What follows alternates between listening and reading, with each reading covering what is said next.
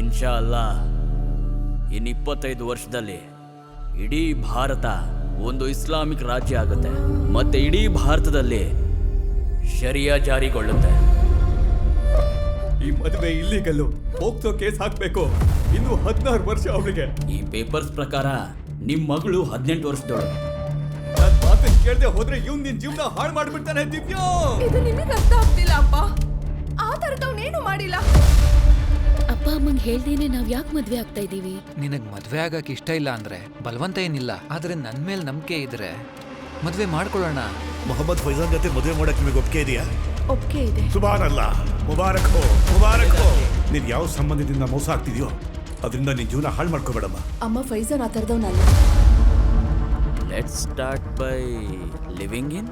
ನಾನ್ convert ಅಂತೂ ಆಗಲ್ಲ. ಹೇಳ್ಬೇಕಂದ್ರೆ ನಾನು ಕೂಡ ಇದೆಲ್ಲ ನಂಬೋದಿಲ್ಲ. ಮಕ್ಕಳಾಗ್ತಾರಲ್ಲ, ಅವ್ರ ಯಾವ ರಿಲಿಜನ್ ಫಾಲೋ ಮಾಡ್ತಾರೆ ಹೇಳು? ನನ್ ಸಲೀಂ ಆ ತರ ಅಲ್ಲ. ನಮ್ಮ ಕೆಲಸ ಏನು ಅಂದ್ರೆ ಹಿಂದೂ ಹೆಣ್ಮಕ್ಕಳನ್ನ ನಮ್ಮ ಹುಡುಗರಿಗೆ ಮದುವೆ ಮಾಡಿಸೋದು. ನಮ್ಮಲ್ಲಿ ಈ ಹಾಡು ಕುಂಟ ಎಲ್ಲ ಹರಾಮ್. ಇದು ತುಂಬಾ ಮೋಸ. ಏನು ರೀಲ್ ಮಾಡೋದು ಹೇಗೆ ತೋರಿಸ್ಲಾ?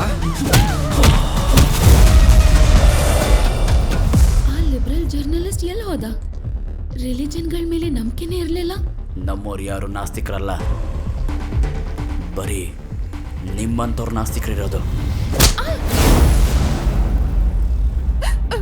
ನೀನು ನನ್ನನ್ ಬಿಟ್ಟು ಅವಳನ್ನ ಇಷ್ಟಪಡ್ತೀಯ. ಪ್ರೀತಿ ಮಾಡ್ಬೇಡ ಅವಳನ್ನ. ಹೊಸ ಜೀವನ ಸಿಗ್ತಾ ಇದೆ ನಿನ್ಗೆ, ಬದುಕೋದ್ ಕಲಿ.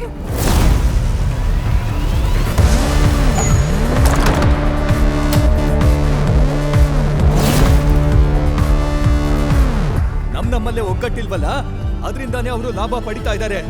ನಾನು ನಿಮ್ಮನ್ನ ಬೇರೆ ಏನೂ ಕೇಳಲ್ಲ. ನೀವು ಧ್ವನಿ ಎತ್ತಿ ಸಪೋರ್ಟ್ ಮಾಡಿ.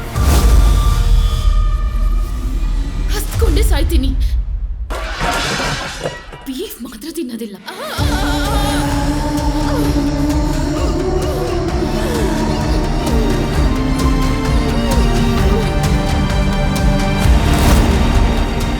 ಅಮ್ಮಿ, ಇನ್ನು 3 ಜನ ಹುಡುಗಿರನ್ನ ತರಬೇಕಿದೆ. ಈ ಸರಿ ಮೇಲ್ಜಾತಿ ಹುಡುಗಿರನ್ನ ತರೋಣ. ಬ್ರಾಹ್ಮಣರು ಹುಡುಗಿ ಆದ್ರೆ 12 ಲಕ್ಷ ಸಿಗುತ್ತೆ. ಮತ್ತ ಆ ಹುಡುಗಿ, ಅವಳಿಗೆ ಅಷ್ಟೊಂದೆಲ್ಲ ಖರ್ಚು ಮಾಡಿದ್ರಿ? ನಿನ್ಗೆ ಹೇಳ್ಕೊಡ್ಬೇಕಾ? ವಸೂಲಿ ಮಾಡು.